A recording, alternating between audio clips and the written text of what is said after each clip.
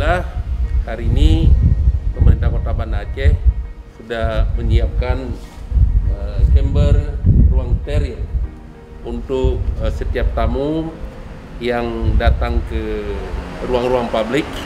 Dan hari ini kita baru serah terima 1 unit, dan berikutnya nanti akan ditempatkan di kantor, di mall pelayanan publik, dan di tempat-tempat publik lainnya, agar setiap yang datang itu terlebih dahulu steril, dan sebelumnya juga dicek suhu badan, kemudian cuci tangan, dan masuk ke ruang steril, baru bisa masuk ke ruang yang dituju atau ke tempat yang dituju.